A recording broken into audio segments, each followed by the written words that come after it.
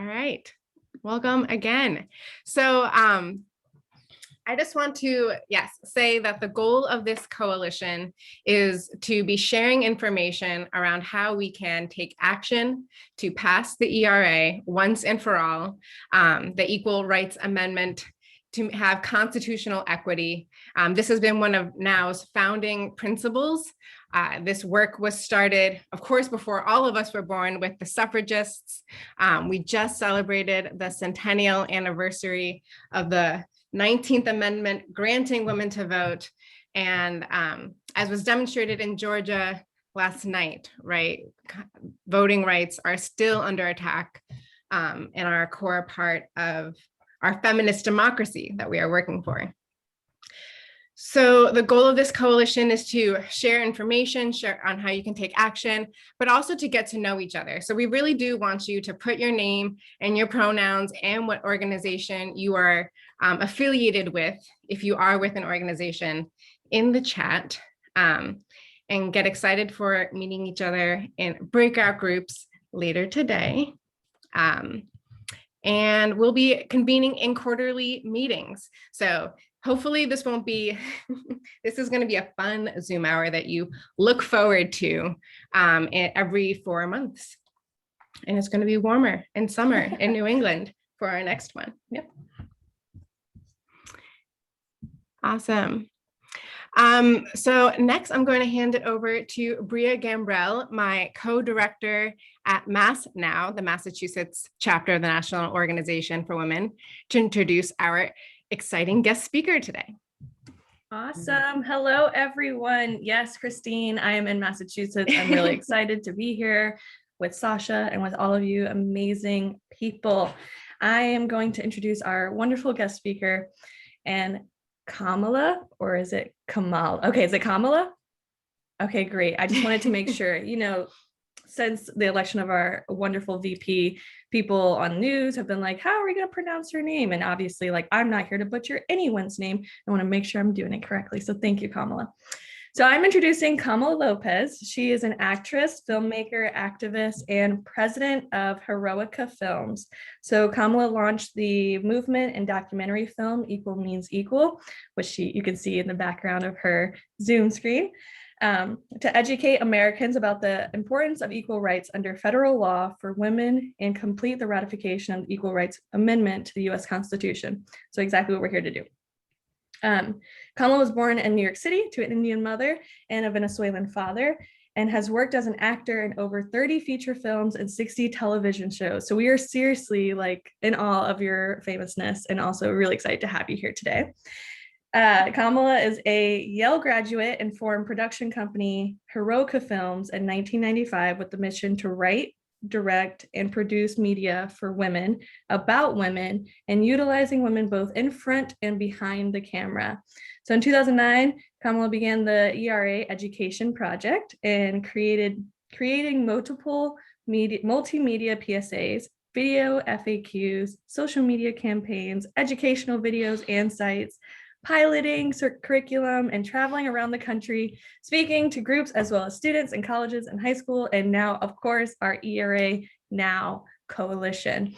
So we're really excited to have you here, Kamala. Let's give a round of applause for her, whether it's virtual, a little hand clap, all of the things. I also love the emojis. Yes, I already see someone's using it.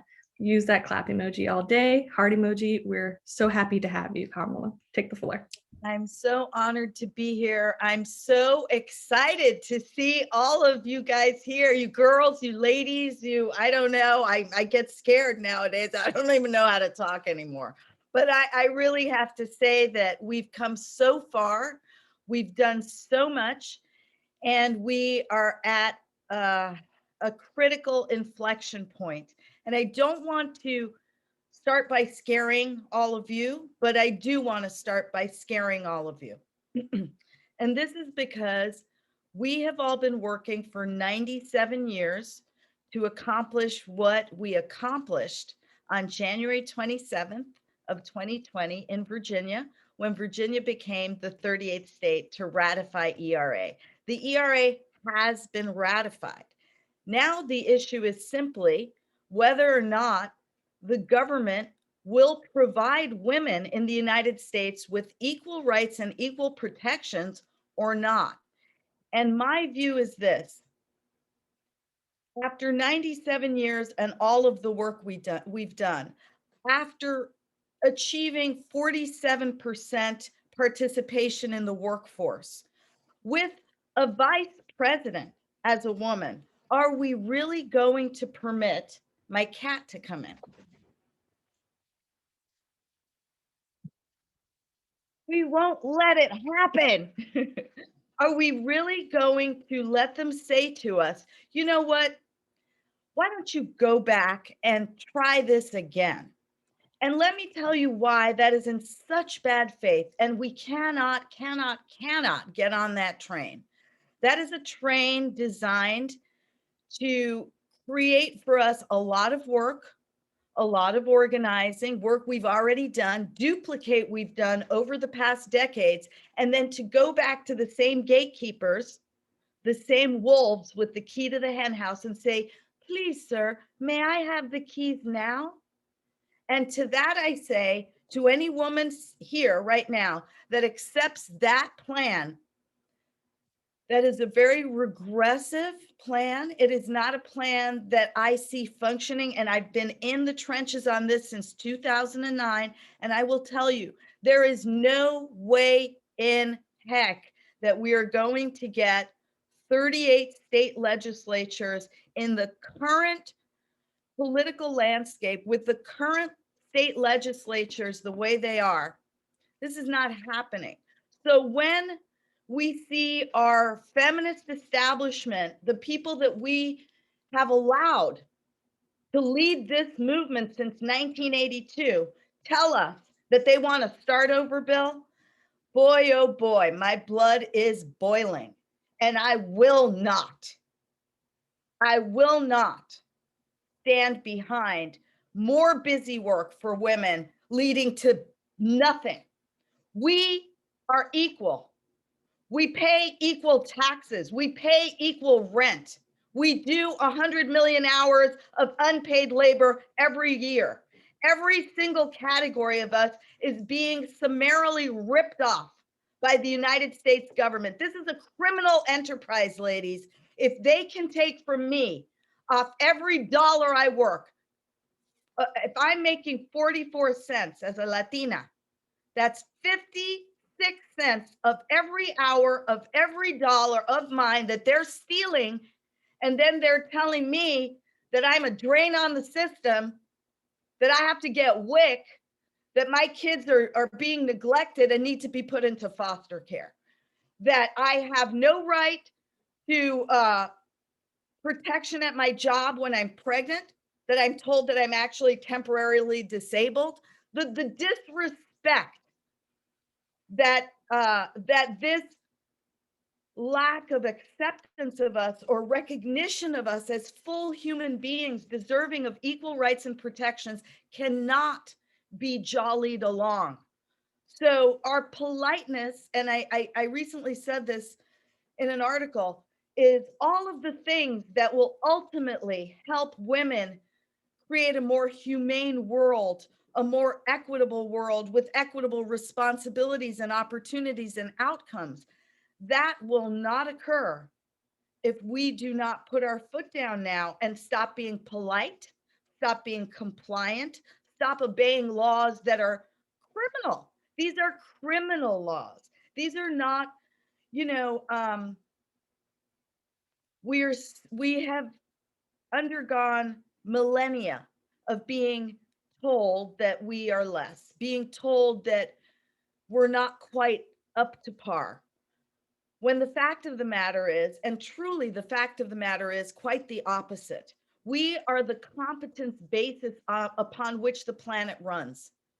We do a vast majority of the work that has to occur every day for the society to function. So for us to be summarily dismissed, which is what will happen, I tell you, with our lawsuit, which I will let Natalie White, Vice President of Equal Means Equal, talk a little bit about. I know you guys probably know that the DC case was dismissed for lack of standing, which is I'm just going to try and calm down.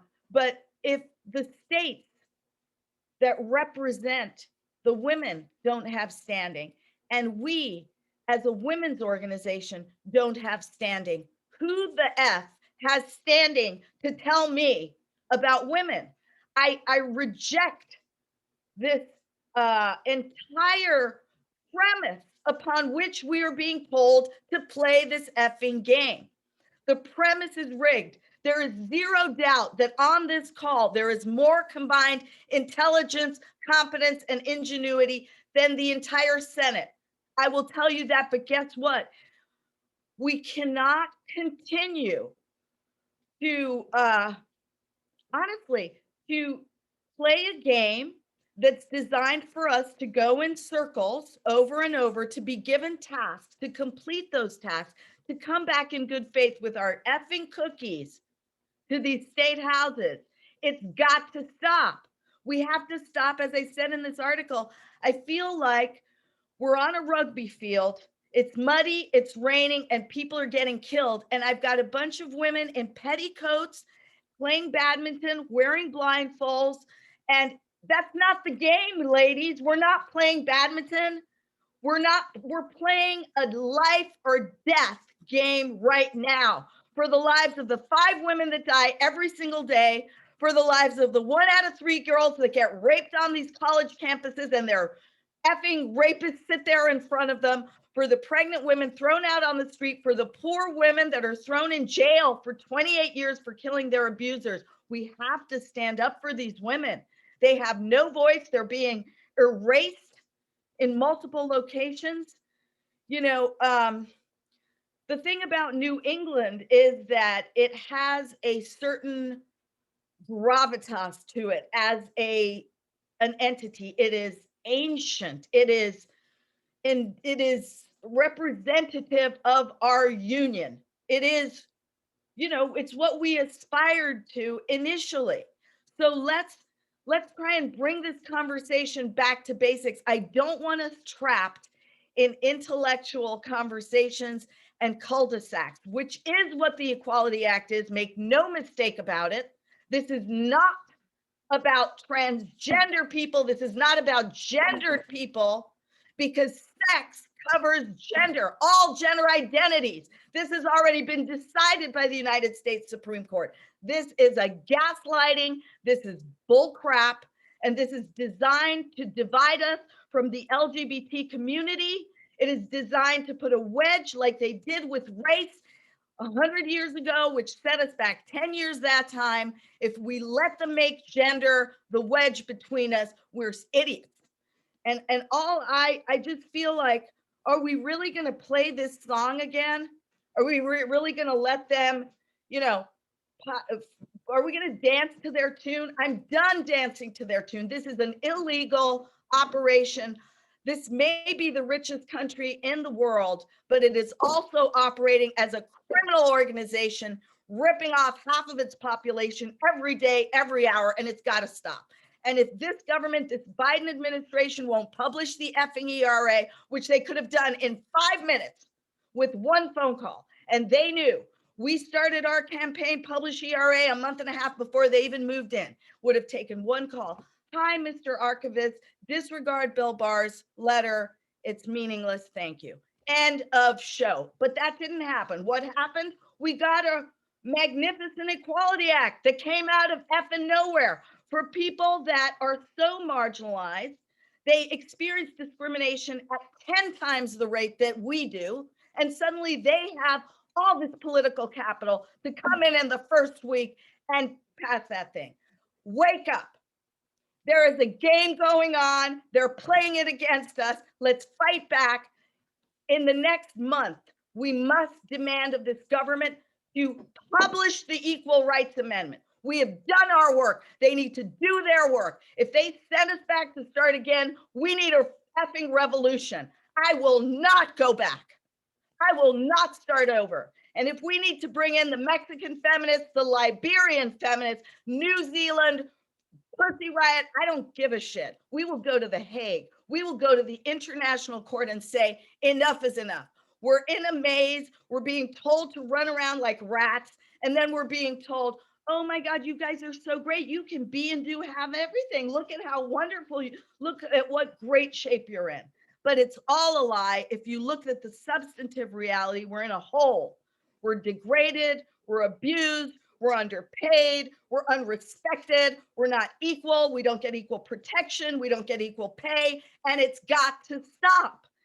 And I understand that we have such wonderful qualities of inclusion and diplomacy and collaboration. This is not the time for those qualities. Those qualities come after we win.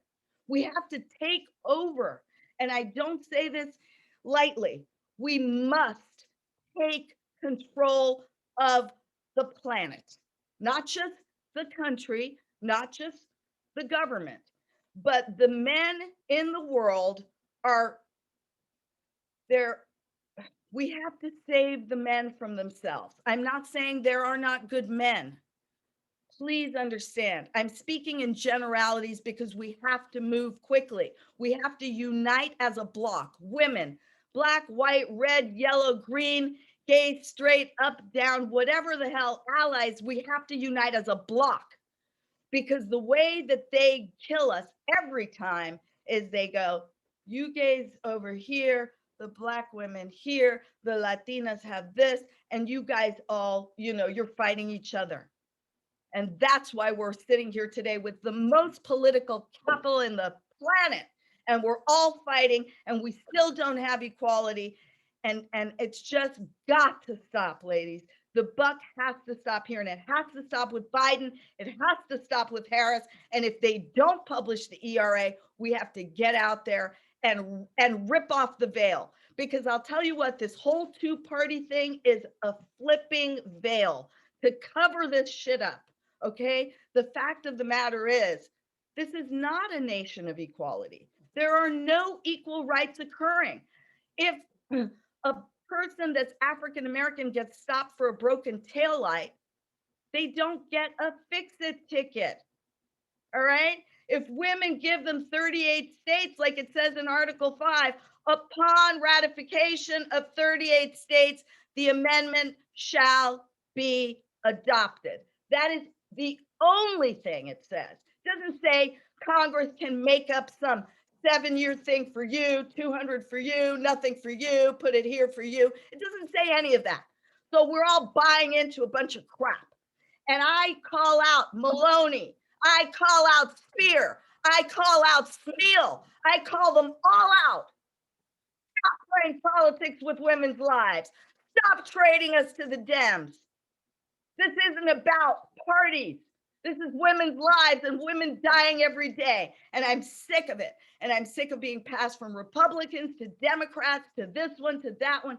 Oh, we'll do this, we'll do that, just vote here. No, we're not voting for nobody, anybody without equal rights. And that is how we need to be if we want to win.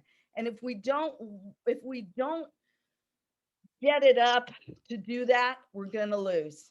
We're going to lose soon. We're going to lose hard. And we're going to be told to go back to the effing Stone Age. And you can see it now. The end game is not getting rid of abortion, ladies. The end game is getting rid of birth control. Come on, wake up. They want us back tied to our biology, unable to progress. Okay, let's face these things. Let's not, it's painful. It's horrible. What is being done to us is a crime. And I'm sorry, but we can't pull the lip gloss over our eyes and go out and have a mimosa about it. That's got to stop. It's urgent. It's life or death. And it's right now. And I would like to take the opportunity to introduce my incredible Vice President, Natalie White, who has been doing die-ins and tying herself to buildings and throwing herself around all for 10 years just to make sure that we got some coverage on this, because understand that the powers that be do not want to cover this. This affects 163 million people and nobody knows about it. Come on. So Natalie, I would really like you to explain a little bit about what's been happening with our lawsuit, and then we're happy to answer any questions that anybody has. Sure. So thank you, Kamala. That was very inspiring. So a little bit about our lawsuit is that last year in January, we knew that the ERA was going to be ratified by the 38th and final state of Virginia. We had been planning on filing a lawsuit to make the archivist of the U.S. Constitution.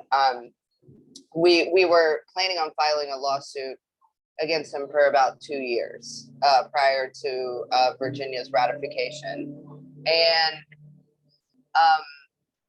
because the deadline on the ERA is not in the actual text of the amendment, it's in the preamble to the amendment. So, which is completely filed separately, which is why it's invalid. So when the states vote on the Equal Rights Amendment, they vote on the text of the amendment. The preamble is not sent to the states. So we were planning on filing this lawsuit for 2 years. And prior to Virginia's ratification, Bill Barr and the Department of Justice under Trump sent out a memo to the archivist saying that he was not allowed to publish the amendment, pretty much, and cited a lot of religious ideals, abortion, of course, being one of them, because it's like the Scarlet Letter. If you want to raise money and gain political capital as a conservative, you just stick the A word of abortion onto anything, and it will help. It will drum up your base. It will help you raise money, and it will kill anything that's attached to it. So we filed our lawsuit before Virginia even ratified, because of the memo that the Department of Justice sent out to the archivist. Now, the archivist could have just published the amendment anyway, but he didn't, probably because he was threatened with his job if he did. And then, so we filed in Massachusetts, and we lost at the first level because of standing, and that's just kind of something that the judges use to kill something political that they don't really want to rule on. Like, you don't have to rule on the merits if you say that they don't have standing to sue. So it's kind of crazy, because also the attorneys general of each state also lost on standing. We've appealed our case. I don't know where their case stands. I don't know if they plan to appeal. I don't know if they've submitted paperwork to appeal, but our case will be at the Massachusetts, I believe it's the First Circuit Court of Appeals. And it's actually coming up. Kamala, do you know the date of when our hearing is? I know it's May 9th. Is that right? Yeah. And so, but they're not even going to let us be there or hear it or film it or anything. Yeah.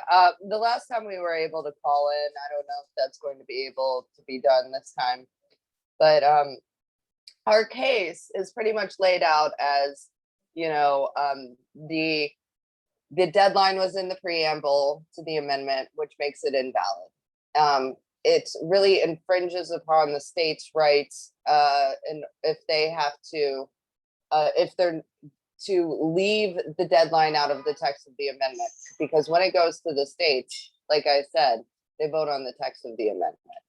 So it's kind of insane how the media doesn't cover any of this. Imagine, you know, the Constitution hasn't been amended that many times. The first 10 were all added at one time.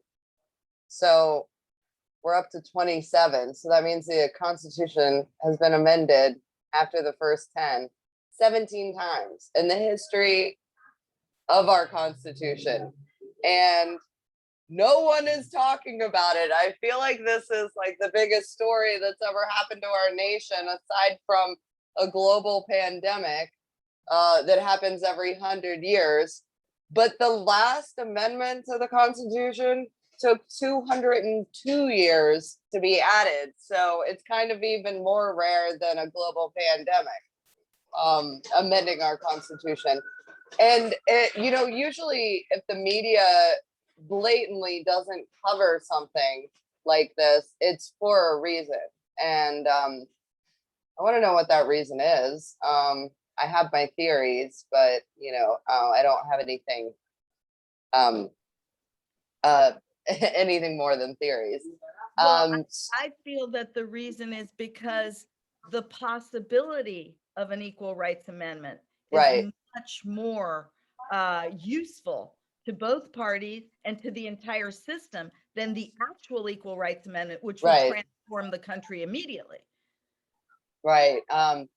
And so in order to get publicity for the Equal Rights Amendment, I would go out and get arrested. I tagged the United States Capitol building. I did die-ins. We did mock wedding ceremonies between the Speaker of the House and in Virginia and the Family Institute, which was really great. It ended up we were on the cover of the Virginia newspaper 3 days in a row. With our different sort of antics when Virginia was refusing to vote on the ERA prior to us. Kamala and I actually moved to Virginia for 3 months in order to flip the Virginia House of Delegates so that we would have a yes vote on the ERA. So we were focusing on 10 races, hoping to flip 2. We flipped 6.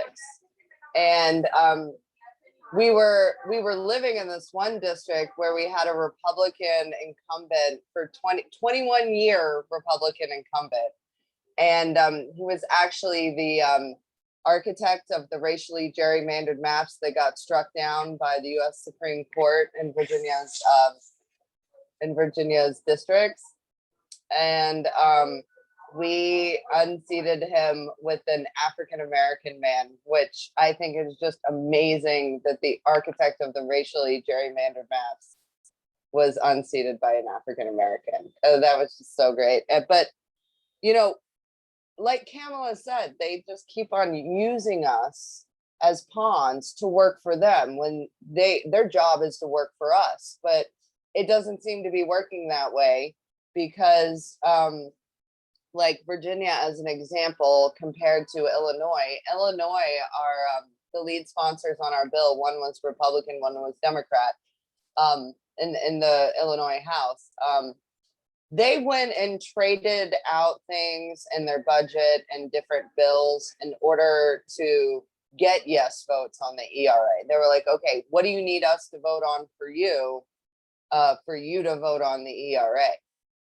In Virginia, before we flipped the House, they didn't do that. They didn't do that at all. They didn't get a single Republican to trade off anything for the ERA. So there they are, not working for us and forcing us to go work for them. And it's just something that keeps on reoccurring with women everywhere. It's like they offer us the world. They make us believe that there will be change. We go out and we work for them and we give them our money and we give them our time. And then they drop a carrot in front of us and they convince us that that's the best that they can do. And it's this cycle that for some reason we just keep believing. And we need to stop believing that. We need to stop. Yeah. So anyway, if there's any question, Kamala, do you have anything to add to that? Well, I just want to say that our attorney is not feeling positively. They feel that we probably will be dismissed they never addressed whether women should have equal rights. That's another thing about this system. How is that justice if all we're talking about is the bullshit around the thing? No one's disputing that women should be equal in any of these, highfalutin conversations about policy. And that's why I say that's obfuscation. all of this procedural jump over here and go do this 8 times, turn around 3 times, come back backwards. That's all just because they need to keep us occupied. Because Right. if we all just stop and look at each other and go, wait a minute now, we're all working here. You know, this isn't 1944. Right. You know, why are we doing this? You know, and they're just keeping us so busy in multiple Right. ways. Poverty is And the same way. So we can't and organize and come together as one huge block of right. power. And you know, sure, you know, Joe Biden in many ways is better than Donald Trump, but we still have the same result from the ERA after going out and working for Joe Biden and helping get him elected and donating to his campaign. We still have the same outcome as what happened with Donald Trump. Just think about that. So, so all that to say, and to open it up to questions, is that the courts, the judges, and our judges that have ruled against us have both been Obama appointees. One was a Black woman, one was a Latino man. They went above and beyond saying that we didn't have standing to say even other things, like this last guy that said that there was no issue about the deadline, that it was fine. He just, you know, volunteered that in writing. So the fact of the matter is that we need everybody to understand and put public pressure on these courts to not tell us that as women, we don't have a right to go to our government and ask for our own equal protection. I mean, it's appalling. And if we can just, we need to find a way to get this out of the shadows, because the American public won't stand for it. We need to find a way to connect the web of inequality that's completely intersectional. There is no way that we're not tied to one another in these inequities and these discriminations. But they've been so effective at stovepiping us and alienating us from each other. We have to reach out to one another. I would, you know, suggest that Black Voters Matter and Black Lives Matter and MALDEF and Southwest Voter Registration Drive and some of the other stakeholders, because we're all stakeholders in the ERA, especially the bottom chunk of us that live in poverty. For them, the ERA is, you know, a permanent American rescue plan. Let's put it that way. So we've got to open up this conversation and as I said, reveal that we're being gaslit and that they're attempting to say that I'm not connected to you on this, but it is connected. We know it is connected. So we have to make that case to the public broadly. We have to make the case that women deserve equal treatment and equal protection under our laws, regardless of these systems that we are seeing are in some ways designed to maintain the status quo and not permit that very thing to happen. We have to really look at that and not say, oh, we've got a just democratic system that works beautifully, and if we follow the proper procedures, we will achieve justice. We know for a fact that's not the case. We know that racially, we know that in terms of sex, we know that in terms of class. Now, as the largest group of Americans, we have to stand up for these principles together and look at every woman as your sister. The transgender woman that's being beaten is your sister. The Latina woman being thrown in prison for killing an abusive person that has no voice at all is your sister. And all of our sisters are calling out to us. And we here on this call are the most capable, given our privilege, to help our sisters. And our privilege is a weighty responsibility. Every day we have to wake up and think, I have a house, I have food, I have a roof on my head, but there are many, many of my sisters that do not. Every day we have to think about them because nobody's thinking about them. And once we think about ourselves, we've got to think about all the women all over the world that are being treated like less than farm animals and being murdered. 10 women a week in Mexico, all over, murdered, beaten, raped, used as pawns in wars. America has to ally itself with feminist global leadership in Iceland, in Germany, the Netherlands, and we have to make a global push. We have to stop looking at these borders because women, we are all have to be together. I say start here, but I tell you, after 15 years here, this system is so rigged. I feel like we have to get out of this box and we have to talk to the world because the world thinks that we're the greatest feminist nation when in fact we're the third most dangerous country in the world for sexual violence. We're tied to Syria as the worst. So we've got to do something about it, and we can't keep doing what we've been doing because it is not working. And it doesn't look like, even though all the stuff we did exactly what they told us to do. We did it how they told us to do it. And they will not accept our win. So we can't just do it again. It would be like selling our granddaughters down the river. We can't do it, people. That's all I have to say. I really want to impress on us all the existential nature of this fight. It's not just about us. It's about children. It's about animals. It's about our planet. It will not make it if we don't take over. We're the only hope for humanity and for this planet. And it's a very small group of sadistic, sociopathic, amoral white men in power that have to be removed for the good of humanity. And I beg us all to please take off the pads and start fighting hard, fight in the mud, tooth and nail, use your claws, use your teeth, use whatever you've got. Because we can't be pushed back again. We can't go back again. We'll never be able to help the millions and billions of women that are just so underfoot. So thank you for this opportunity and keep me in the loop.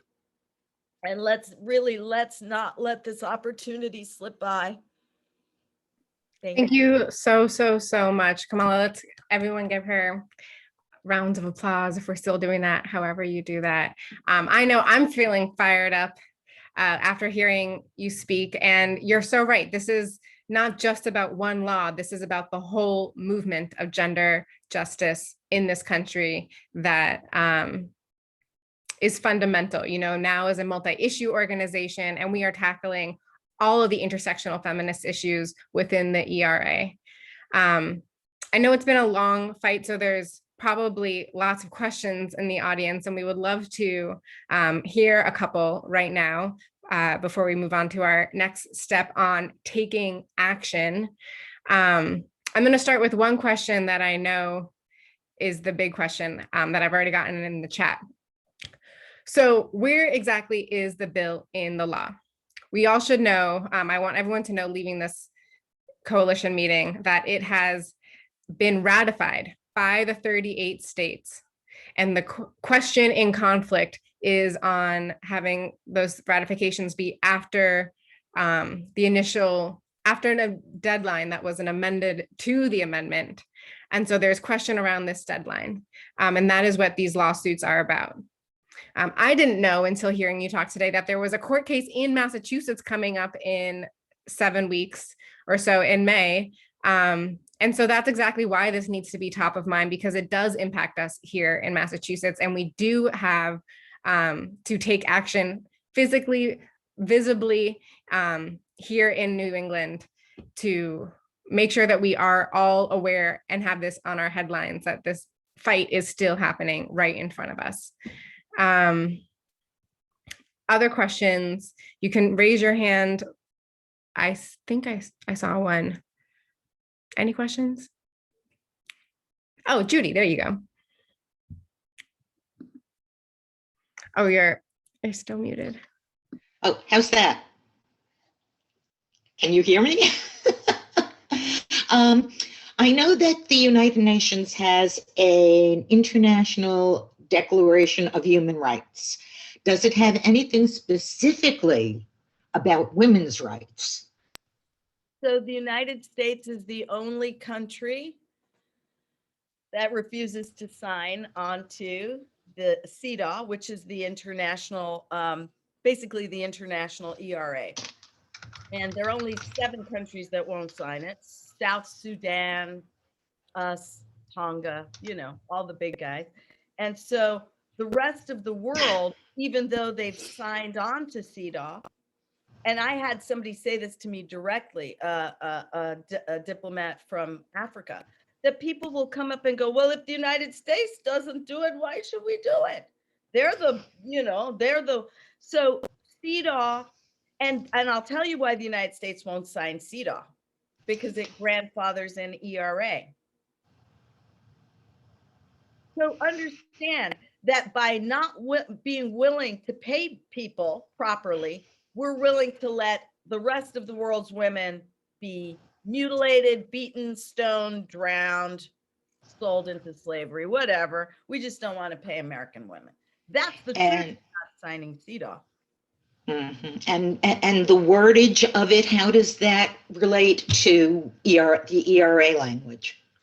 So CEDAW is actually a very fulsome, very robust and comprehensive elimination of discrimination against women, not just in the laws, but in the outcomes. So what it does, which is what we need, but we don't want to do, is say, wow, there are only 2% of bakers that are women. Well, let's start training programs for women that would like to be bakers. Let's set some benchmarks. Let's look at this in 3 months. Let's, you know, and that's the way you move things forwards, is you have metrics and plans and so forth. And, you know, we're not interested in that, apparently. And so we need to be, because the rest is just lip service. When they stand up there, like the 93 global super companies that signed the amicus brief supporting the Equal Rights Amendment, including JP Morgan Chase, Google, Apple, everybody you've ever heard of, they should not be permitted to simply sign an amicus brief and do nothing about it. Look at your company. Are you promoting women equally? Are they having equal opportunities? What's your childcare situation like? What's your, you know, all of that? They don't do it. They just stand there, they take the picture and they move on. And that's our fault, because we need to say, you know what, Apple, not another computer. You know what, Nike, not another pair of shoes. You know what, Goya, no more beans, whatever the hell it is. But because we're not together enough, and we have the force of the media essentially against us, the corporate media, we have all these huge financial powers that are against us, and then we ourselves are sort of chickens, you know, running around. We don't know that if we all just stood still, got together, turned around and said, what, Google? I don't think so. That'd be a whole other story. And that's the way we need to proceed. Thank you. Thank you, Judy. Awesome. Any other questions from folks? Well, feel free to reach out anytime to any of the organizers for this coalition. I want to give a huge shout out to Donna and Carolyn and Hillary from Rhode Island, and Catherine and Cindy, who I'm going to be handing it to next, to talk about how to take action, because I know everyone is fired up and is thinking about all their friends that they want to tell, all of their constituents in their organization they want to tell, about how to take action. And so where to begin, the answer is that there's a lot of ways, and there's a lot of fun ways. So Cindy, over to you. Well, thank you so much. So I'm Cindy Wolf Boynton, and I'm president of the Connecticut chapter of NOW. And I am just putting into the chat the website for EAR Now New England, which is very much going to be an ongoing process. Which is going to be continually updated. So one of the reasons that we started this coalition was to give people resources, to give tools, informative updates, strategies where you as individuals or as part of organizations could then take some of these actions and go out, take ownership, and do something yourself, right? I think back to the 2006 presidential campaign, and I was running a field office here in Connecticut for Hillary Clinton. And, you know, so many people after the election was over were coming up and talking about it and saying things like, well, you know, if someone had just given me a job to do, then I would have done it. You know, I would have campaigned for her if somebody told me how. So one of the things that we want to do is provide not just individuals and organizations in New England, but individuals and organizations throughout the United States, different things that they can take action on. Now, they don't need anyone to give them permission. They don't need to do anything but say, I want to do it and make it happen. And so we have, I don't know if I can share. Can I share my screen, Sasha? Is that possible? Yes, 1 second. Thank you.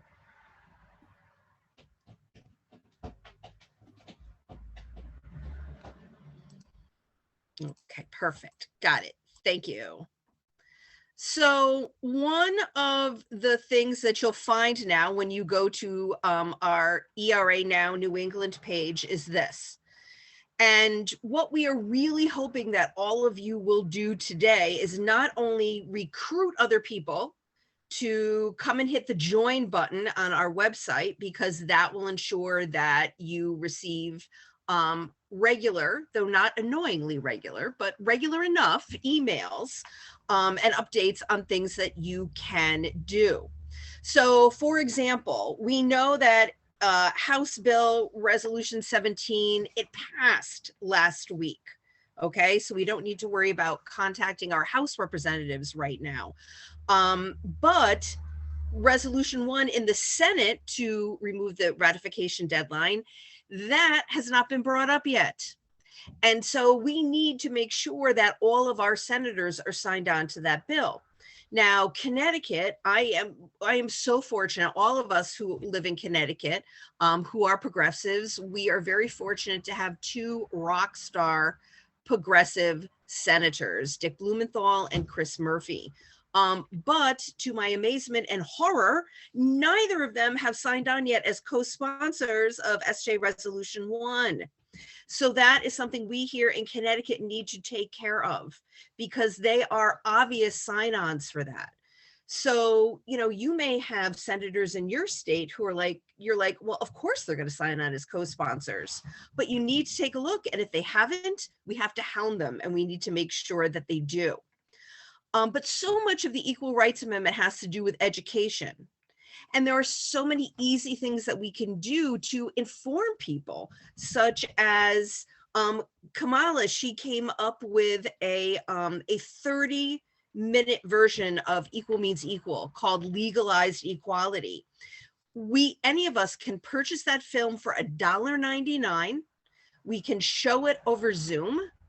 We can have a panel discussion or just a casual discussion among us afterwards, or we can invite someone like Kamala or someone else to be a part of that, right? The Alice Paul Institute has a very short documentary about the ERA, 17 minutes, costs a little bit more. I think it's $8. But all that money goes to ERA. And if you click on this particular toolkit from the Alice Paul Center, oh, let me get rid of this.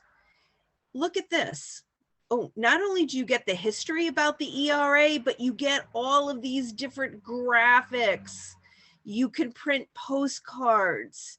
You can print magnets, right? So we have the opportunity, all of us, the tools are out there for us to speak up as individuals, whether it's doing one of these suggestions that we have up on the website right now, including doing a postcard campaign to the archivist saying, you know, WTF, publish this amendment. You know, there are just so many different things that we can do, but, you know, similar to what Kamala said during her crazy, impassioned and informative speech, was that we have to make it happen. We can't wait for anyone else to tell us what to do. We have to decide today that as individuals, we're going to gather our family, we're going to gather our friends, we're going to spread the word, and we are going to do something. Maybe we do 2 things a week. Maybe we do 1 thing a day, as some simple thing a day, but we all have to do it together. And with ERA Now New England, our goal is to make that doing smarter and not harder, right? And we know that there's a lot of people who don't like to go to protests in person.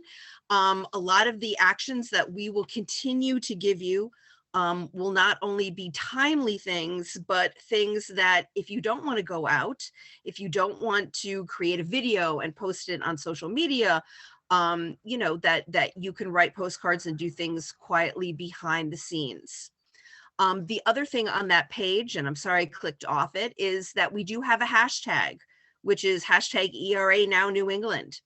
So, you know, our hope is that as you do actions, that you will post them on social media to help build buzz about it, and that you'll use the hashtag so then we all can look back at it, we all can share, and hopefully working together get some real momentum going. Because if we do get some real momentum going, then we will get some of that news coverage that we are so in need of. And I think that, you know what, I think that Sasha, we definitely need to have a conversation, and that, you know, we as a group need to figure out how we are going to help with this appeal on May 9th. Even if we lose, we have to find other ways to win.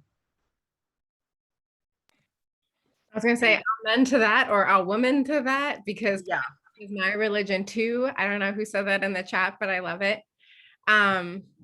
Thank you, Cindy, for putting together that incredible list of resources, as well as the fact sheet on our website about the state of the ERA within our state. I did not know that there were 2 states in New England who still have not passed state level ERAs too, by the way. Shout out to Maine and Vermont, who's here. We're with you. You're not alone. Judy, we're not on Twitter yet, unfortunately, I think, but we will be soon. But everyone should follow us on Instagram and Facebook at ERA Now New England. and if I could just follow up on that, if anyone has a love for social media, we, ERA Now New England, could really use a social media diva. So if any of you are interested, please let us know. Thank you for, yes, saying that. And also just being a part of this leadership organizing team. We started organically just, you know, as people who knew each other through the Now network, but we would love to have this be a leader-full movement. So if you are fired up and want to plan an event, we will help you and share the information with our whole coalition. Any last questions from anyone here before we sign off on our feminist lunch hour together? Sasha, can I just mention something? we've been putting some notes in the chat, Katie and I from Vote Equality. One of the things that we've been told is that they're not listing any of the co-sponsors on the Senate bill until they get some Republicans. So my senators in Nevada support it and would sign on, but they've been told they're not putting anyone on until they bring a Republican with them. So kind of the Noah's Ark idea. So while they would co-sponsor in a minute, they're not listing anyone until so most of the Democrats support it, if not all. I don't know if Katie Hornung knows differently, but they're not listing them until they bring a Republican. So that to me is the action too, is if you've got a supporter as a senator, talk to them and tell them to bring one with them and, you know, get out there and convince what probably is 8 or so more senators. So, and I put in we also have some postcards you can use if you want that are free and they can be printed. I put the link in the chat. Hey, Jerry, this is Katie. I just wanted to address basically follow on what Jerry was saying, but also address what Margaret had put in the chat.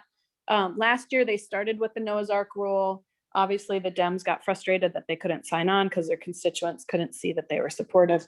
And so after, I can't remember exactly how many months, but after a few months, they dropped it. And then basically you had 2 Republicans and every Democrat signed on. Every single Democrat that is seated in the Senate has either previously signed on or as a part of their campaign said that they support this.